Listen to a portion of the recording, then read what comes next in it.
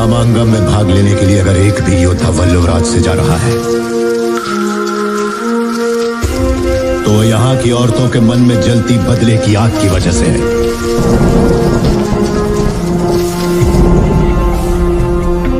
ऐसी ही वीरांगनाओं की कोख से मैंने और तुमने जन्म लिया है।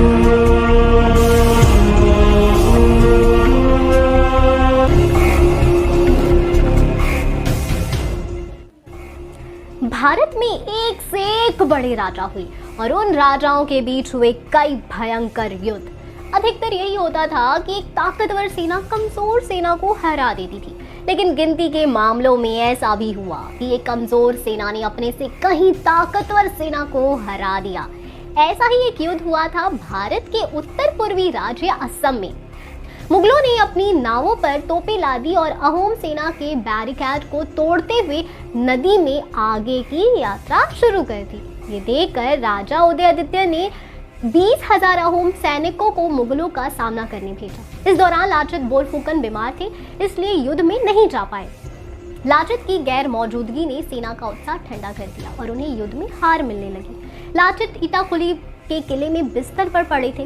युद्ध में अपनी सेना का हाल सुन उन्होंने अपने लिए 6 नावें मंगवाई और उन्हें लेकर युद्ध में उतर गए। कहानी कहती है कि जब कुछ लोगों ने उन्हें बीमार का वास्ता दिया तो उन्होंने चिल्लाकर कहा, राजा ने इस देश के लोगों की जिम्मेदारी मुझे दी है, ऐसे में क्या मैं अपने बीवी बच्चों के पास चला जाऊं?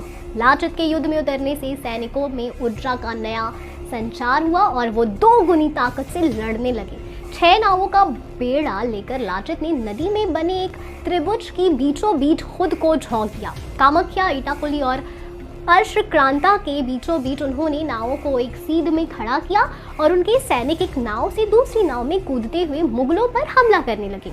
इसी दौरान अहोम सैनिकों की एक गोली मुगल एडमिरल मुन्नावर खान को लगी और वो वहीं ढेर हो गया। अहोम सेना को भी भारी नुकसान हुआ, लेकिन उन्होंने 4,000 मुगल सैनिकों को मार गिराया।